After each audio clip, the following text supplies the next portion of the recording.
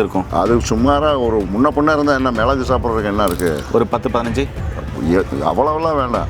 இந்த ஒரு 4-5 இருந்தால் போதும், இல்லை 10 இருந்தாலும் ஒன்றும் 10 இருந்தாலும் ஒன்றும் பிரச்சனை இல்லை. நான் சொல்கிற மாதிரி ஒரு 3 நாளைக்கு மட்டும் அந்த பீரியட் வர்ற டைமில் காலையில் அதிகாலையில் நாங்கள் அந்த நான் சொல்கிற இதை மட்டும் செஞ்சுட்டாங்கன்னா, ஒரு 3 நாள் செஞ்சாங்கனாலே, ஒரு தடவை செஞ்சாலே அவங்களுக்கு ஜென்மத்துக்கு வராது.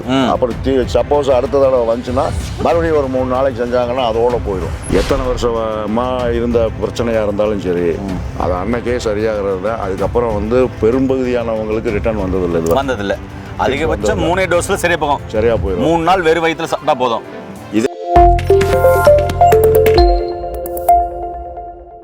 இயற்கையை மருந்து சேனலுடைய மேலும் பல பதிவுகளை தெரிந்து கொள்ள இந்த சேனலை சப்ஸ்கிரைப் செய்யவும், பெல் பட்டனை அழுத்தவும். மேலும் மருத்துவரின் ஆலோசனை பெற இந்த வீடியோவில் உள்ள எண்ணிற்கு தொடர்பு கொள்ளவும். அப்பா வணக்கம்ப்பா. வணக்கம். அப்பா, இந்த பெரும்பாலும் இந்த பெண்களுக்கான பதிவு இது ஆண்களும் பயன்படுத்தலாமான்றது நான் ஒரு கேள்வி கேட்குறேன். சொல்லுங்க. பெரும்பாலும் இந்த பெண்களுக்கு ஏற்படக்கூடிய இந்த மாதவிடாய் நாளில் ஏற்படக்கூடிய அந்த பீரியட்ஸ் நாளில் ஏற்படக்கூடிய வலி, இடுப்பு வலி பயங்கரமான வலியாக இருக்கும். ஒரு சிலர் பார்த்தீங்கன்னாக்கா ஜூஸ் குடிப்பாங்க, ஒரு சிலர் இளநீர் குடிப்பாங்க, ஒரு சிலர் பார்த்தீங்கன்னா பெயின் கில்லர் டேப்லெட் போடுவாங்க. அந்த 3 நாளில் அவங்களுக்கு வெளியே சொல்ல முடியாத அளவுக்கு அந்த இடுப்பெல்லாம் பயங்கரமாக வலிக்கும், அப்படியே முறிக்கிற மாதிரி வலிக்கும். அந்த வலியை எப்படி நிப்பாட்டலான்னு கேட்டபோது நீங்கள் சொன்னீங்க, சாதாரண ஒரு மூலிகை வச்சு நிப்பாட்டிடலாம் அப்படின்னு சொன்னீங்களே, அது என்ன மூலிகை? ஏன் அவங்களுக்கு அந்த டைமில் மட்டும் அந்த வலி வருது? ஒருவேளை ரத்த குறைபாடு இருக்கிறதுனாலயா, இல்லை சக்தி குறைபாடு இருக்கிறதுனாலயா? நம்முடைய முன்னோர்கள் வாழ்ந்த காலத்தில் பார்த்தா அந்த பீரியட்ஸ் நாளில் அவங்க நார்மல் வேலை செய்வாங்க, பெருசாக அவங்க வலி வரல. இப்போ அந்த வலி வர்றதுக்கான காரணம் என்ன? அதை எப்படி சரி பண்ணலாம்? இது வந்து சூதக வாயுன்னு பேர். சூதக வாயு அல்லது கருங்குழி வாயுன்னு இது தமிழில் வந்து சொல்லக்கூடியது. அவங்களுக்கு வந்து அந்த கர்ப்பப்பைக்குள்ளே போய் தங்கி நிற்கிற வாயு அந்த நேரத்தில் பீரியட் டைமில் ஏற்படக்கூடிய உடலில் ஏற்படக்கூடிய உஷ்ணம், அந்த உஷ்ணத்தினால அடி வயிறில் கர்ப்பப்பைக்குள்ளேருந்து ஏற்படுற அந்த உஷ்ண வாயுவானது சூதக வாயுன்னு பேர். அது வெளியேறினா வலி இருக்காது. அந்த பீரியடான 3 நாளும் கடுமையான வலிக்கும். ரெண்டாவது, அந்த மாதிரி வலி வர்றவங்களுக்கு 2 மார்பகங்களும் அந்த நிப்பிள் இருக்கு இல்லையா, அது 2 வீங்கிடும், வீக்கம் கொடுத்தா அங்கேயும் வலி வரும் சிலருக்கு. இதை வந்து ஒரு நான் சொல்கிற மாதிரி ஒரு 3 நாளைக்கு மட்டும் அந்த பீரியட் வர்ற டைமில் காலையில் அதிகாலையில் நாங்கள் நான் சொல்கிற இதை மட்டும் செஞ்சுட்டாங்கன்னா, ஒரு 3 நாள் செஞ்சாங்கனாலே, ஒரு தடவை செஞ்சாலே அவங்களுக்கு ஜென்மத்துக்கு வராது. அப்புறம் சப்போஸ் அடுத்த தடவை வந்துச்சுன்னா மறுபடியும் ஒரு 3 நாளைக்கு செஞ்சாங்கன்னா அதோடு போயிடும். எப்பயுமே அது வலி வராது. அது எப்பயும் வராது. அது ஒன்றும் டவுட்டே வேண்டாம். ஏன்னா இது வந்து என்கிட்ட வர்ற நோயாளிகளுக்கு நான் அவங்களுக்கு இந்த மாதிரி பிரச்சனையை சொன்னாங்கன்னா அவங்களுக்கு வீட்டுக்குள்ளே சொல்கிற வைத்தியம் தான் இது. ஓகே. நீங்களே செஞ்சு சாப்பிட்டுக்குங்கன்றோம். அப்போ அவங்க சாப்பிட்டாங்கன்னா, நான் சொன்ன மாதிரி சாப்பிட்டாங்கன்னா அதுக்கப்புறம் வலி வராது. இதுக்காக அதுக்கு பேர் என்னமோ, ஒரு மாத்திரை பேர் என்னமோன்னு, அந்த மாத்திரையை கூட மறந்துட்டேன். அதை வாங்கி போட்டாங்கன்னா அது அப்போதைக்கு கேட்கும். மறுபடியும் அந்த அடுத்த பீரியடில் அது மறுபடியும் வலி வந்துடும். இது வந்து சுருண்டு படுத்துருவாங்க சிலர்லாம். ஏன்னா வலி தாங்க முடியாமல் சுருண்டு பேசாமல் படுத்துக்கிடுவாங்க, எந்திரிக்க மாட்டாங்க. ஆனால் இது நான் சொல்கிறது வந்து அவங்க 3 நாளைக்கு மட்டும் செஞ்சுட்டாங்கனால அந்த இப்போ சூதக வாயுவை வெளியேற்றிடுது. வெளியே போயிடும். சூப்பர்ப்பா. போயிடுச்சுன்னா அதுக்கப்புறம் வலி வராது. இவ்வளோதான் விஷயம். சின்ன வேலை தான், பெருசா இல்லை, ஒன்றுமே இல்லை. இந்த செய்முறையை செஞ்சு காட்டிடுவோம். கண்டிப்பாக செஞ்சு காமிச்சிடலாம். அப்போ இது சொல்லுங்கப்பா, இது எப்படிப்பா செய்யணும்? இது மாதிரி ஒரு 2 வெத்தலை எடுக்க வேண்டியது. வெத்தலை தான். இந்த ஒரு 2 வெத்தலை இப்படி எடுத்துக்கணும்.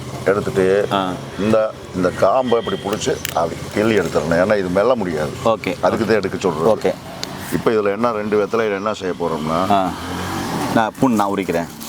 ஒன்றும் உரிக்க ஒன்றும் வேணாம். இந்த சைஸ் இருந்ததுன்னா ஒரு பல்லு போதும். இந்த சைஸில் ஒரு பல்லு பூண்டு, ஒரே ஒரு பல்லு தான். இதை இந்த மாதிரி தோலை வந்து ரிமூவ் பண்ணிக்கோங்க. இந்த மாதிரி பூண்டை வந்து ஒரு பல்லு பூண்டு, ஒரே பல்லு தான். இதை இப்படி வச்சாச்சு. இதில் இந்த அளவுக்கு மிளகு இந்த அளவுக்குனா எத்தனை மிளகு இருக்கும்? அது சுமாராக ஒரு முன்ன பின்ன இருந்தால் என்ன மிளகு சாப்பிட்றதுக்கு என்ன இருக்குது? ஒரு 10-15. அவ்வளோவெல்லாம் வேண்டாம். இந்த ஒரு 4-5 இருந்தால் போதும், இல்லை 10 இருந்தாலும் ஒன்றும் 10 இருந்தாலும் ஒன்றும் பிரச்சனை இல்லை. ஒரு தோராயமாக ஒரு 7-8 எடுத்துக்கலாம். இந்த இப்போ எடுத்துருக்கோம்ல, இந்த அளவுக்கு இருந்தால் போதும்.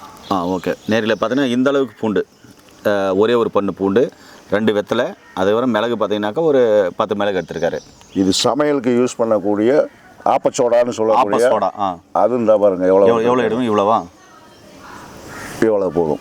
இவ்வளோ நேரில் பார்த்தீங்கன்னா இவ்வளோ. இதை இப்படி மடிக்க வேண்டியது தான். இதெல்லாம் சேர்த்து நம்ம வெத்தலைவாக்கு போடுறதுக்கு மடிக்கிறோம்ல, இந்த மாதிரி. ஓகே.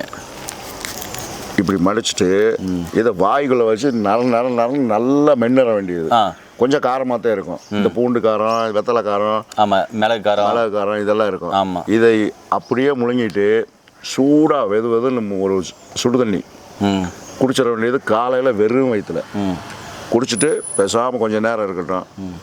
இது மாதிரி ஒரு 3 நாளைக்கு தொடர்ந்து அவங்க பீரியட் முடிகிற வரைக்கும், முதல் தடவை செய்யும் போதே அடுத்த தடவை வலி வராது, அடுத்த பீரியடுக்கு வலி வராது.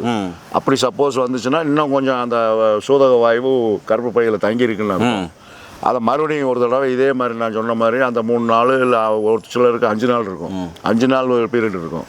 அப்படி இருந்தால் 5 நாளும் சாப்பிடணும். இதை சாப்பிட்டுட்டு சுடு தண்ணியை சாப்பிட்டுட்டு அவங்க வாட்டில் எல்லாம். அதுக்கப்புறம் ஒன்றும் இந்த இதுக்குன்னு பத்தியமெல்லாம் ஒன்றும் இல்லை. எது வேணாலும் எப்போ என்ன சாப்பிட்றாங்களோ அதை அப்படியே சாப்பிட்டுக்கலாம்.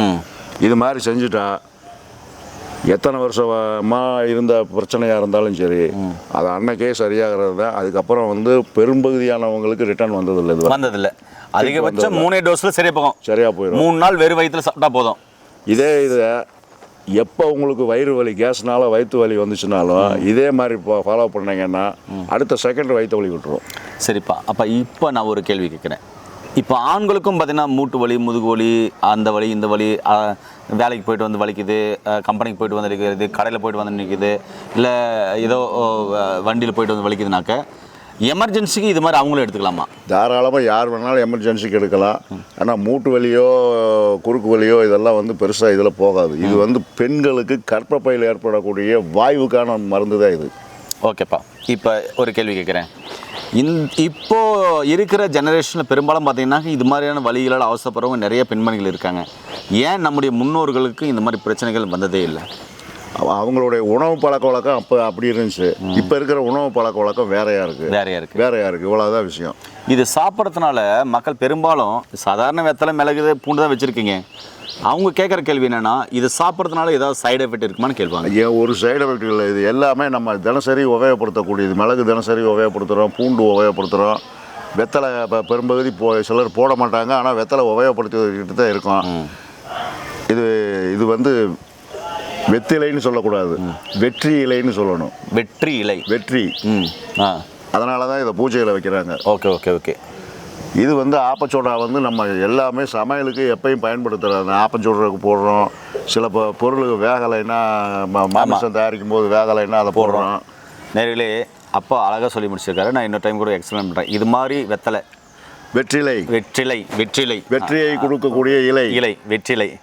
இந்த வெற்றிலை கரு வெத்தலையாக இருந்தாலும் சரி, இல்லை ஒயிட் வெத்தலை இருந்தாலும் சரி, இல்லை ஹைப்ரிட் இருந்தாலும் சரி, நாட்டு வெத்தலைன்னு வாங்கிக்கோங்க. 2 வெத்தலை தானுங்க, 2 வெத்தலை இது மாதிரி எடுத்துக்கணும். சரிங்களா? 2 வெத்தலை இது மாதிரி எடுத்துக்கோங்க.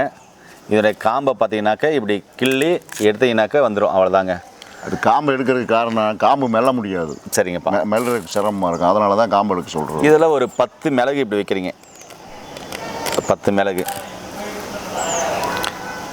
இது மாதிரி பூண்டு இருக்கு இல்லையா, பூண்டு, இது மாதிரி பூண்டை உரித்து ஒரு பல்லு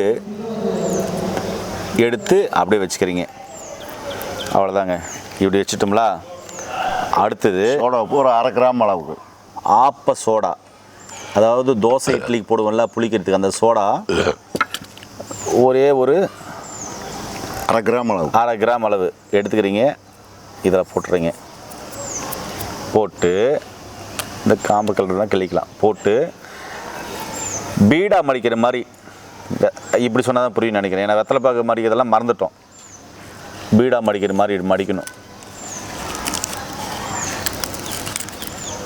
இப்படி மடித்து காலை வெறும் வயிற்றில் பீரியட்ஸ் ஆகிற ஃபஸ்ட் நாள் 2வது நாள் 3வது நாள் வெறும் வயிற்றில் வலி அதிகமாக இருக்கிறவங்க கடிச்சு மெண்டு நல்லா கூலாக சாப்பிட்டு, கொஞ்சம் காரமாக தான் இருக்கும், இதெல்லாம் சாப்பிட்றது தான் ஒன்றும் உடம்பு செய்யாது. கடிச்சு மெண்டு சாப்பிட்டு ஒரு 200 ml சுடு தண்ணி ஊதி குடிக்கணும். இல்லைன்னா இளம் சூட்டில் குடிச்சிட்டிங்கன்னா போதும். 3 நாள் சாப்பிட்டிங்கன்னா எப்போமே உங்களுக்கு இந்த வலிகள் வராது அப்படின்னு சொல்லியிருக்காரு. 1. 2வது, அந்த காலத்தில் இருந்தவங்க பீரியட்ஸ் டைமில் கூட நார்மல் வேலை செஞ்சாங்க, பெருசாக வயிறு வரல. காரணம் என்னென்னா, வாரத்துக்கு 2 முறை எண்ணெய் தேய்ச்சி குளித்தாங்க, இயற்கையான உணவுகள் சாப்பிட்டாங்க, இயற்கையோடு வாழ்ந்தாங்க. இன்னொன்று, அவங்க பீரியட்ஸ் டைமில் பயன்படுத்துகிற இன்றைக்கி ஃபேடுன்னு சொல்கிறாங்களா, அன்னைக்கு அவங்க என்ன பயன்படுத்துகிறாங்க, இது மாதிரி அப்பா கட்டியிருக்கால வேஷ்டி துண்டு, இது மாதிரி நூலால் ஆன ஆடைகளை கட் பண்ணி அதை பயன்படுத்துவாங்க. சரிங்களா? இன்றைக்கி ஃபேடுக்கு பதில் அன்றைக்கி அப்படி பயன்படுத்திட்டு அதை என்ன பண்ணுவாங்க, ஆண்கள் கண்ணுக்கு படக்கூடாதுன்ட்டு போயிட்டு அதை நல்லா அழைச்சி திருப்பி என்ன பண்ணுவாங்க, காய் போட்டு திருப்பியும் அதே தான் பயன்படுத்துவாங்க. ஆனால் அந்த காலத்தில் அப்படி பயன்படுத்தினா நல்லா ஆரோக்கியமாக இருந்தாங்க. இன்னொன்று, அவங்க நல்லா எண்ணெய் தேய்ச்சி குளித்தாங்க. அதே மாதிரி தொப்புளுக்கு பார்த்தீங்கன்னாக்க பெண்கள் தேவைப்படும் போது உடல் உஷ்ணம் இருக்கக்கூடாதுன்னு விளக்கெண்ணெய் வச்சாங்க. இயற்கையான உணவுகளை சாப்பிட்டாங்க, இயற்கையான பானங்களை எடுத்துக்கினாங்க. அதாவது இளநீர், இது மாதிரியான இயற்கையான பலரசங்கள், இது மாதிரிலாம் எடுத்துக்கினாங்க. 6 சுவை உள்ள உணவுகள் எடுத்தாங்க. கம்மங்கூழ், கேப்பக்கூழ், அதே மாதிரி பார்த்தீங்கன்னாக்க இது கேழ்வரகு கூழ், அதுக்கப்புறம் சாமை, இது மாதிரி பாரம்பரிய அரிசி, இது மாதிரிலாம் நிறைய சாப்பிட்டாங்க. இந்த காலத்தில் எல்லாமே மாறி போச்சு. அதனால் இதெல்லாம் சரி பண்ணுறதுக்கு கொஞ்சம் முயற்சி பண்ணுங்கள். இது பெண்களுக்கான பதிவுன்றதுனால உலகத்தில் இருக்க எல்லா பெண்களுக்கும், உங்களுக்கு தெரிஞ்சவங்க தெரியாதவங்களுக்கெல்லாம் இந்த வீடியோவை ஷேர் பண்ணி விடுங்க. ஏன்னா நிறைய பேர் இதனால் கஷ்டப்படுறாங்க, அவங்களுக்கு இந்த வீடியோ பயனுள்ளதாக இருக்கும். அதே மாதிரி அப்பா கிட்ட பார்த்தீங்கன்னா இது மாதிரி நாடி பிடிச்சி தான் உங்களுக்கு வைத்தியம் பார்ப்பார். நீங்கள் எடுத்துகிட்டு வர blood report, scan report, MRI report, bed scan report, எந்த ரிப்போர்ட்டுமே பார்க்க மாட்டார். இது மாதிரி நாடி பிடிச்சி வாதம், பித்தம், சிலுத்தமம் நாடியை பிடிச்சி உங்கள் உடம்புல என்ன நோய்கள் இருக்குது, என்ன நாடி, என்ன இதில் என்ன மாத்திரைகள் துடிக்குது, ஏன் அந்த நோய் வந்துச்சு, அந்த நோய்க்கான மூலிகைகள் என்ன, உணவுகள் என்ன, பத்திய முறைகள் என்ன அப்படின்னு தான் பார்ப்பார். நீங்கள் எடுத்து வந்த ரிப்போர்ட் எல்லாம் படித்த பட்டதாரி மருத்துவர்கள் பார்ப்பாங்க. ஒருவேளை உங்களுக்கு சிகிச்சை தேவைப்பட்டால் கேபர் நம்பருக்கு கால் பண்ணிவிட்டு அப்போ பாருங்கள். மீண்டும் இன்னொரு அருமையான பதிவில் நாடி பார்க்க வரும்போது கண்டிப்பாக ஏதாவது மருந்து மாத்திரை நீங்கள் ஏற்கனவே எடுத்துருந்தீங்கன்னா அதை நிறுத்துங்க. அப்போ தான் எனக்கு இங்கே ஃபுல்லாக ரிசல்ட் கொடுக்க முடியும், அதை சொல்ல முடியும். இல்லைன்னா மருந்து மாத்திரை சாப்பிட்டு இருந்தீங்கன்னா அது ரத்தத்தில் வேலை செஞ்சுக்கிட்டு இருக்கும். அப்போ இங்கே நம்ம சரியாக கண்டுபிடிக்க முடியாது, வராது. அதனால் வரும்போது பார்த்தீங்கன்னாக்கா இப்போ காலையில் மாத்திரை போகிறீங்க, அந்த மாத்திரையை ஒரு வேலை ஸ்கிப் பண்ணிவிட்டு நாடி பார்த்துட்டு திருப்பி சாப்பிட்டு நீங்கள் மாத்திரை போட்டுக்கோங்க. இது மாதிரி கூட பண்ணிக்கலாம். சரி நண்பர்களே, மீண்டும் இன்னொரு அருமையான பதிவில் சந்திக்கலாம். நன்றி, வணக்கம்.